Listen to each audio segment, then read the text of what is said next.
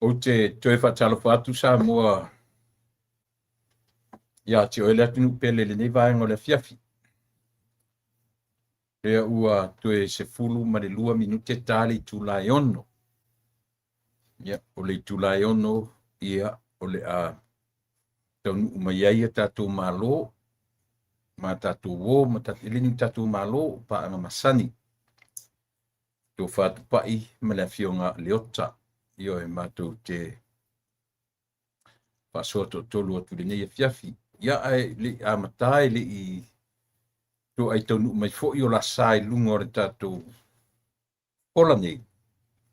Ia, o te a matamea lava ia lai le tau mwhai e whai loa le alofa mai le angare le o le atua e mafua I mea uma. Po I alan tātou wheloa I le aso ma le aso e tasia. Io e tasi alo na mafuanga mai tasi le aunga o mea uma o le puna o mea lei mea uma. Tasia na o ai. Na o le sili ese. Na o tātou atua. Na o Yesu Keriso. Na o le anganga pa ia. E a fua ai o na mwhai o tātou whaatino ina mea so se mea. Mela leo o tau ai. Ia e mawe a matale tātou tau tua mele au unanga. E pei o na masani ai. Ta ua tele le nei mea o le malama e o le tae au o le ai e ala mai e la whae mai o sufficiency o lo lava le ea ma na vai maua le ola ia o se mea e le mwhai o na tātou te oli ai tātou te whaafetai ai ia ma si ia elvi I ngā le tangata lava ia io e te ala e le tae au e te ala e lo o e whailau lotu whaafetai I le atua tai mi punou I fo la whai le mea tau ai le ala se me whai le lotu whaafetai I le atua Tatou te oli, tatou te whawhetai a Yesu le Keriso le ola e olai. Nei mao le mita, I mea whale au ngā tau lava o Keriso na fio mai lunga. I mau le mita, I mea whaale au ngā tau lava o Keriso na fio mai lunga. O Yesu le Keriso na puanga na tali le satauro le sasama le ma le ne o le satauro e oli awa Yesu Keriso o ia na maliwa aine imau le mita, I me whaale au ngā tau lava o Keriso na fio mai. Ia fiu ai le loto I anga masese I ngalo I manatu le lalo langi nei ai oli pea I le alofa mai o Yesu Keriso le ola e ola ai nei I mau le mita, I whaalea o ngā tau lava o Keriso na whio mai lunga. Io e le te tau lava o no mātou mita I se mea o le nei ola. E whi mei upu le pese tau lava o lo sa tau e mita ai le tangata talitonu ma le tangata ua ia te oe le ola. Ia le hanga whaftai fui leo le nei a fiafi. Whaftai ta ma I lau ta inga ma lau leo ngau mafuaina ulia manuia le nei tū la fiafi. Le aso wharaile le nei, le ua mātou taunu mai le tau alunga o aso whai ngā ruenga le nei aso. Talo ta mai. Ia, whafo ia tūle vi inga ma le whaftai ia te oe. Talo, tātou malau fio le nei aso. Ia, whamanuia mai oe tiu te mawhai wa le nei aso. E manuia ai, whaisea o ngā, o nei mea mātou te tala noa I ai I wha. Manino mwha mana malama. Lona aunga lama. Io mātou fsoswani e wha anofo file mūra tunu. Fsoswani le whainga malo, fsoswani tangata uma. Ai leo ia mātou se atoa na o lau fio e ato to ai le tangata soifua ma tangata ola. Ma peina I mātou I loa nganga le neia fiafi. Tau to lua te o le whai unga. No o Yesu o le mawala awai. Mene.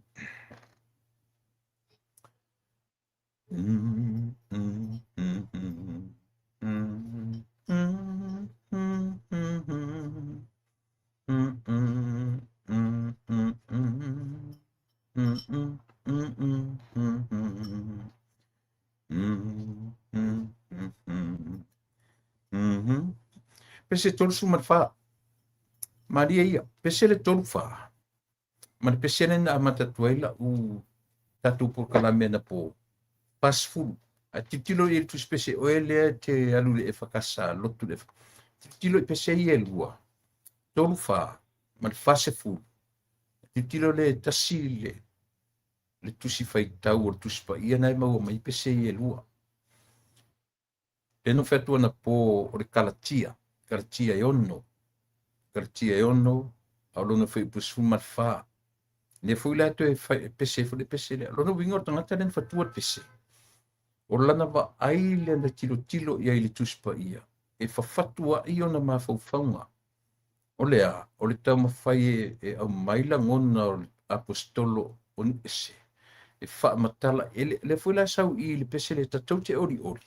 E le o tala noa mai le tusi fai tau le tusi fui le tala noa ai. E le ola le whatuatua pe ale eni ngā luenga. E se le tusi fai tau e ali. A le tusi lava le ia. O le tusi e wha matala me le apostolo.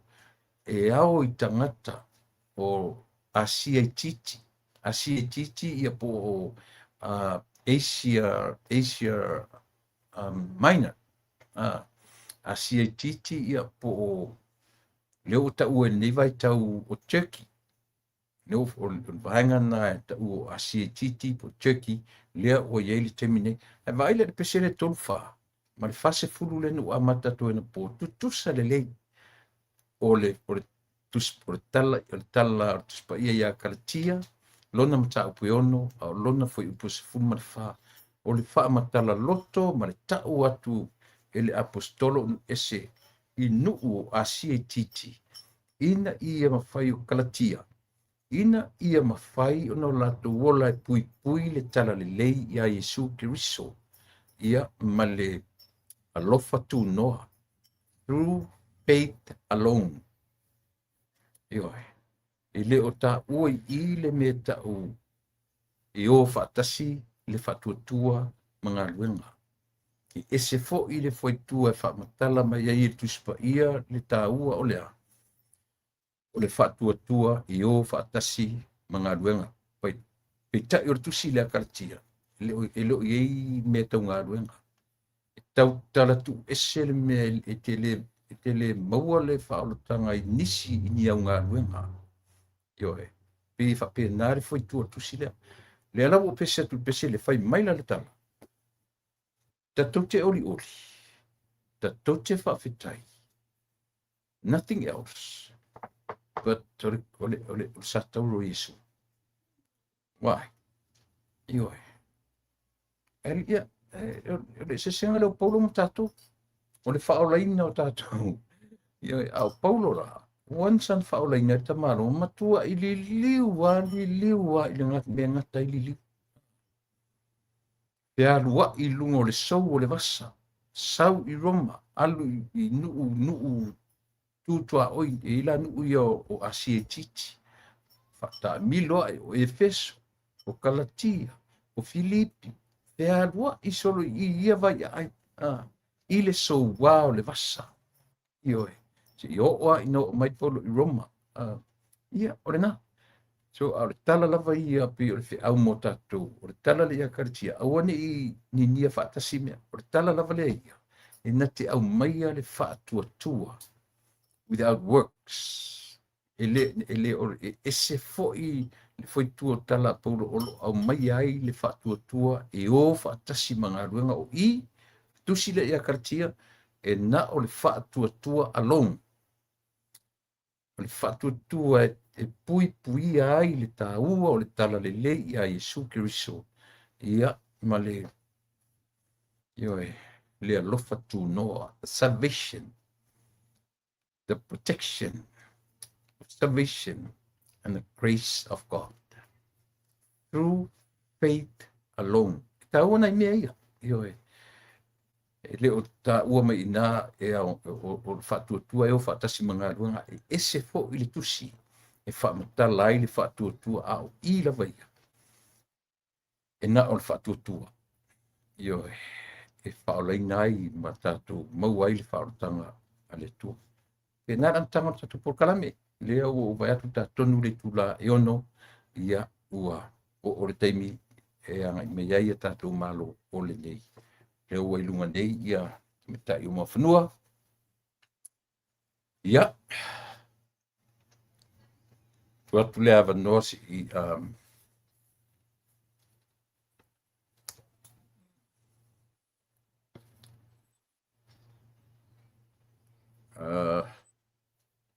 ia, le situ i tali la haiti.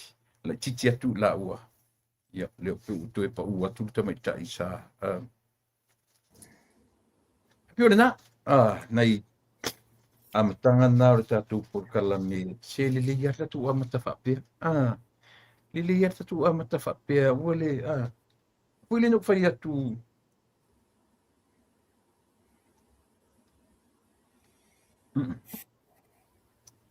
Le no whai atu le whapea o le tatu amata lori ta talo tatu amata le peselo tu amata il tuspa. Ian tatu whapea lori a mea umat o tatu a mio tonu ai. Le ai. Te lor tatu nunga le sita ngata kirsian. Te lor tatu nunga wha kirsian no churches and the reasons why we attending churches. E a fua na haru tangata i le lotu. Because we are sinners. O le mafutanga a tangata i o i ai tangata ngasala. E le tau te leo ni lotu o na whatu o tātou tangata mi o tonga. Tātou te o le lotu e a tātou te sa ili leanga le lei. E mwhana sa ili o ilo fale. E mwhana sa ili o ilo fale. Mwhana whailau lotu ilo fale. Te leo mena misi. Te tala no so o ia i le i fuite mi e tau whaavai ia le matu a inga ma le mawhana. E te lele mena e misi. Mole meo lea. Mole meo le asosi tangata. Mole meo le fellowshipi. Fellowship.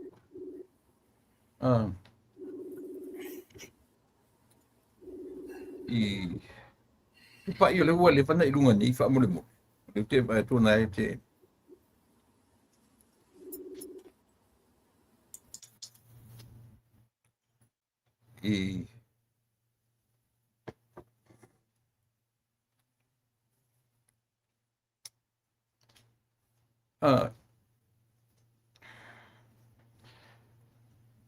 o ai whapena, mana tua foi.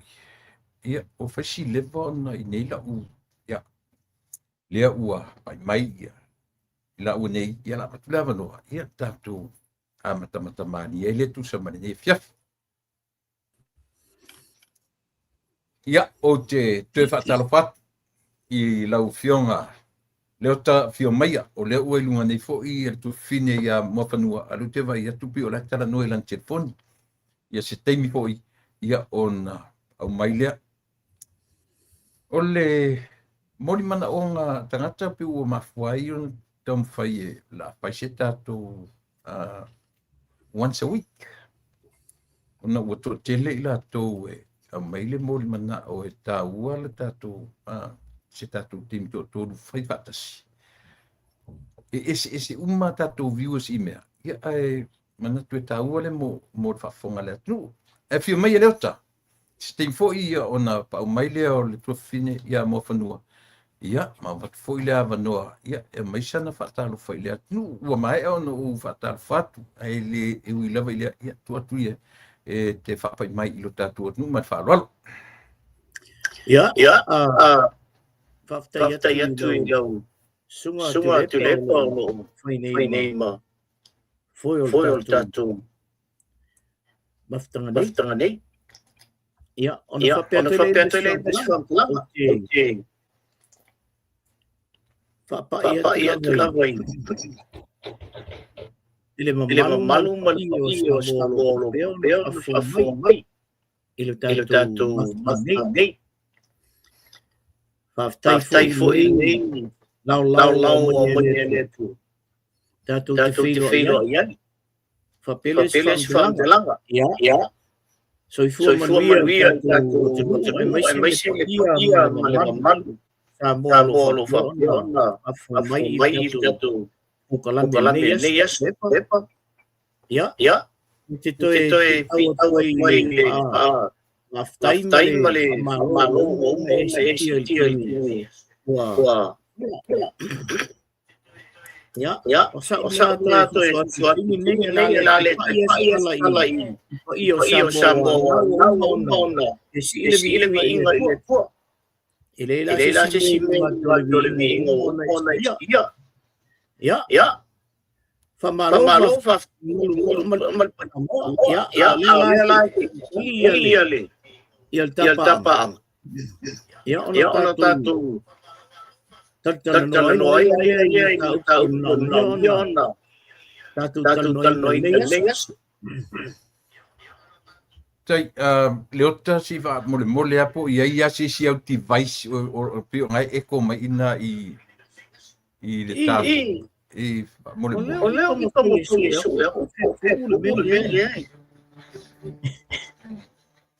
o le o ke ia tua u nei a pio o ena ngai eko mai ta u ina fa mole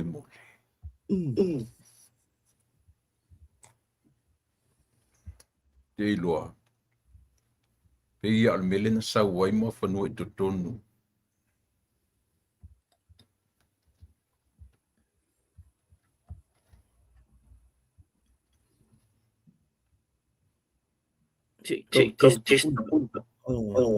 Mira, olea ai.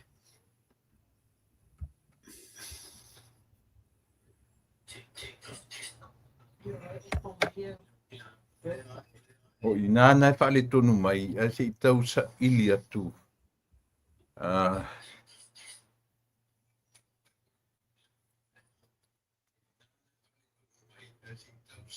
Ia, o te rola leo pe o lewa completely remove ma whanua. O te tatonu na ua o ke mai o se i.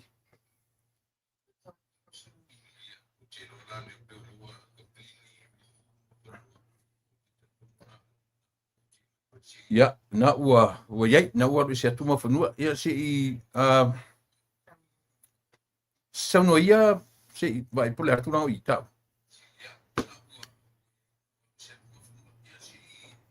Lawa. Le ai da.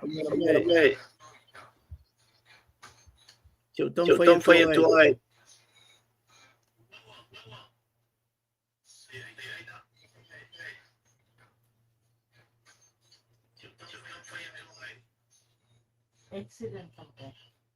Ke loa.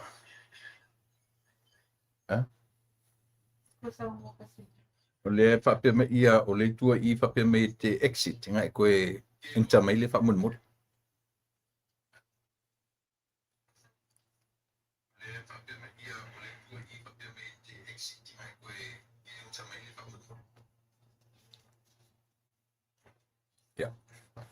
Ia, o le nā, langa o le na mua ia o so mai mo whanua tutonu. Ia, o le la ua. Alela, na so mai mo whanua tutonu. Ale o to send mai langa message, I'm not feeling good. I'm sorry to let, but I'm not feeling well. Ia. Ia.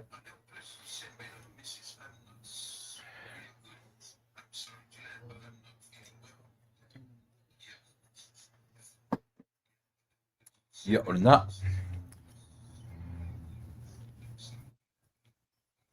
Asi tatu talia ia le o ta.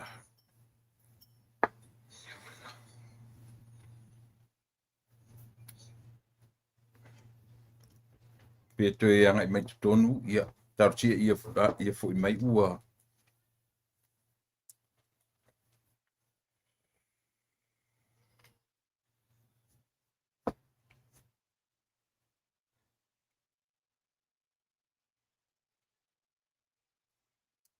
Ai ele mata upu le la u a mata tuai. Fo le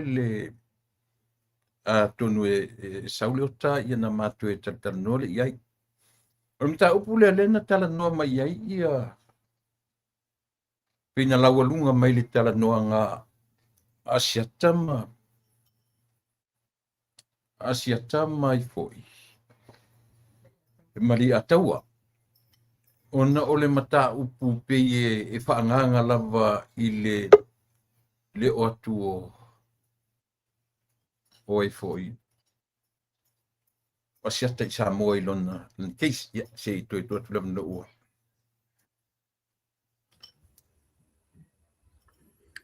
Ia. O tau e al nau mō mai a tele. Ia. Ia. Wa mai pui. O lele.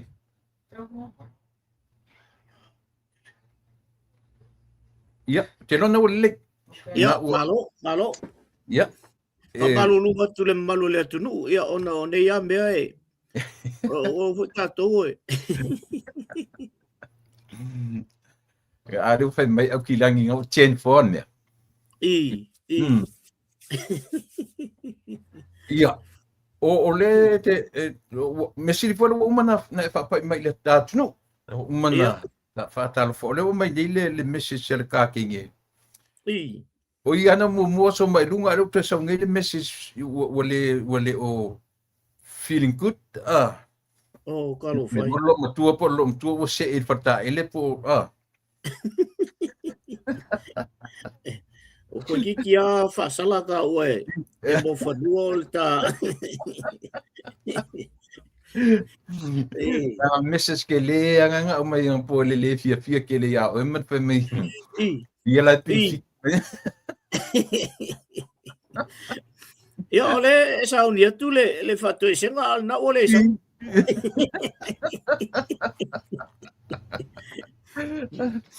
Ia. Ia.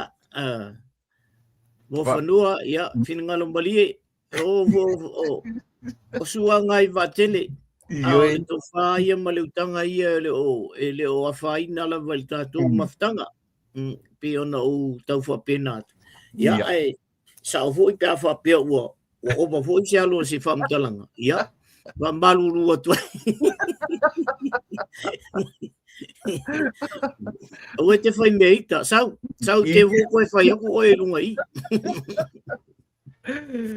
Ia, leo ta, o te loa e whirolo fwini mata o pua e sa.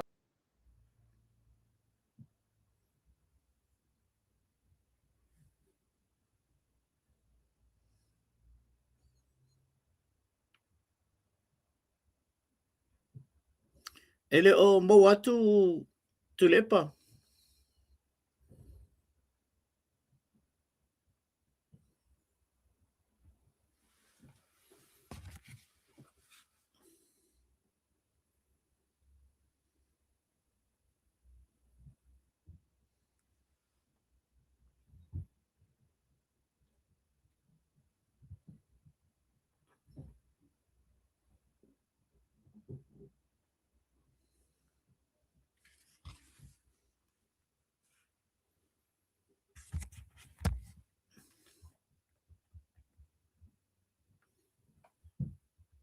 Tule pa elo mo watu ia le.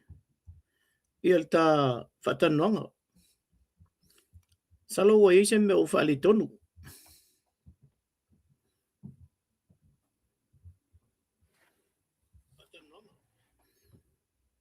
Salo wa ise me o whaali tonu. Ia a o talitali ai pea le tātou maftanga ia whamalo atu pa ia male malo le tunu. E watu foi malu po inga ona o le asol ne ia na o se asol lawan whapea ona whapopo ia so e whai ia po kalamia mātou. Ia ai ona o lea e wa whaima tau whale tonu mai ia devices ia.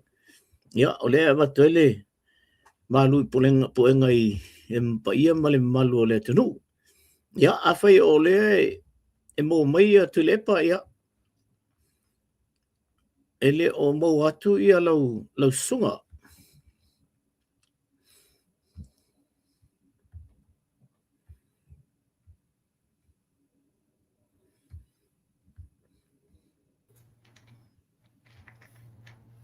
O maua mai. Ia, le mo atu.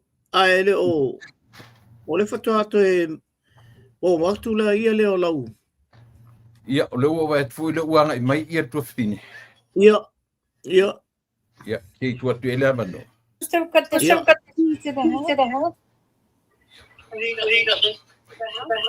Pa i loa mau atu oe. Pa i saunua mai. Pa mole loa mau atu oe.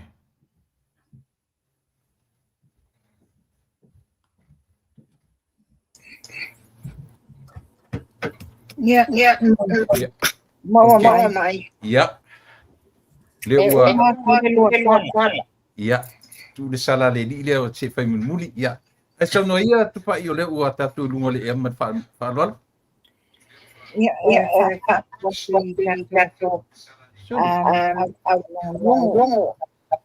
Ole fisasi o le a fai lana ye ona tau fua mai lo ia talo malole no sua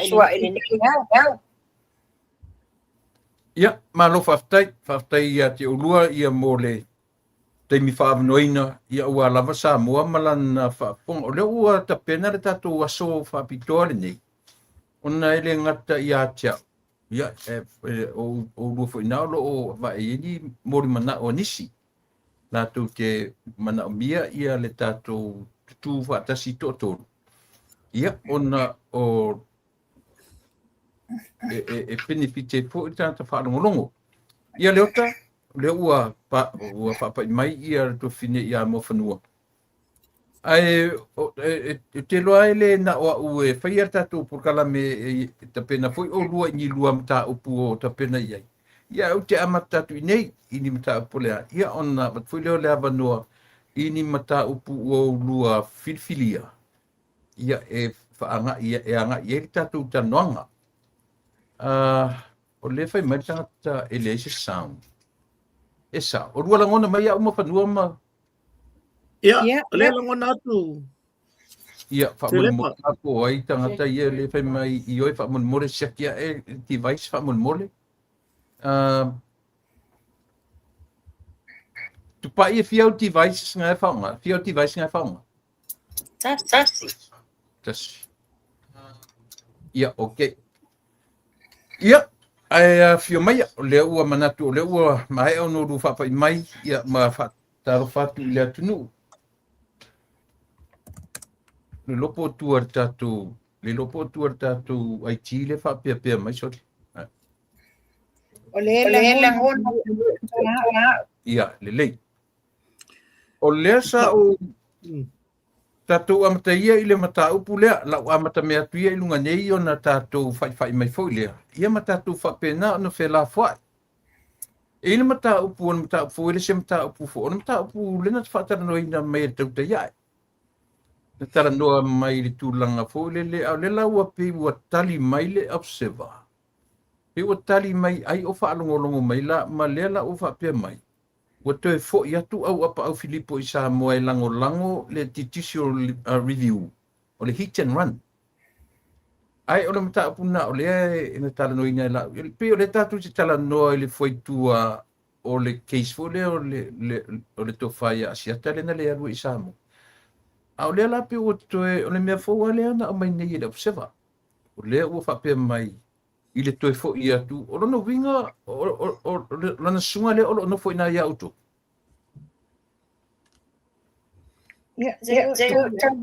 Tupa, ia.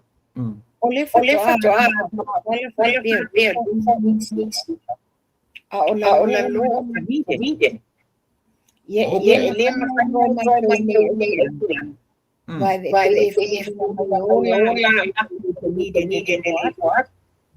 e ia ai pe o le wa mai Samoa o le wa mai Samoa o le atoanga o lona toe fo ia tu i Samoa o le tam fai lango ia le mata upu lea o le il mata upu ia siata e lango le titisio view le na fai nei mantua fo o mea fau na lenga Wale manatu e lata. Mena ilo ele Onga ilo fo i liliko council asiata. Ia tulanga ia Samoa. Male manatu fo. E va lea noa fo i Samoa. I council.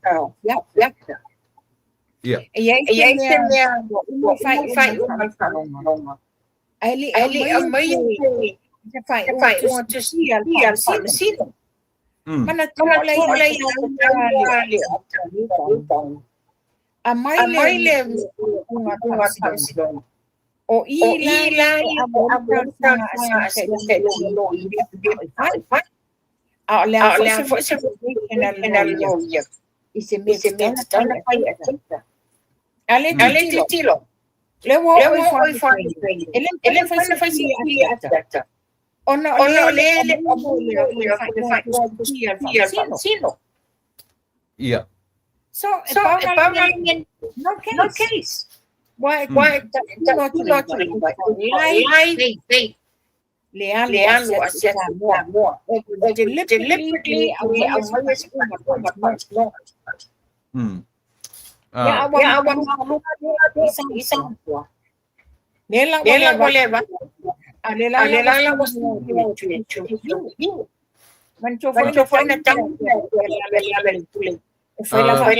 Mofanua fa mole mai maule tatou mata upu ia o le fa pe mai tangata o nai eko leanga mai nai ia oe melena amatai le ota le le mai le ota ana fa le tonu mai o pe fainga exit ko sau ko fa mole Okay. ia le ota fa me ia tu lau sunga o le mata upu le tapa ia na po le la upi o le uto e vatua tu langa fu le ota o le lope o le fo le amai lunga le observer pi o le na fa longo mai le observer le lopo ta ua po o ia siatam yo le la tu amai ai le fo ia tu o le sa fa mo misino le Samoa tam fa la vai lango ina le mata pule le titisio review te chau noi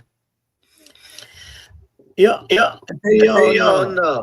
na i fam tala ia na tatu ina o le fo la bela le fo e kolu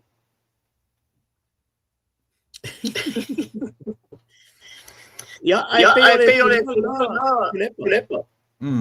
o te longa le bele alwa toi ia longo It's a totally new case. me fo Me fo mai foi la Mark my word yafo. Eto sau nei na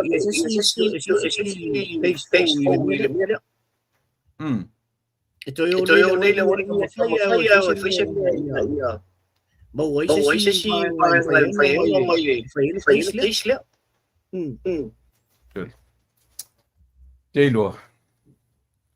Se o le fai mai o le e ko uma ia. Ok, o le lau.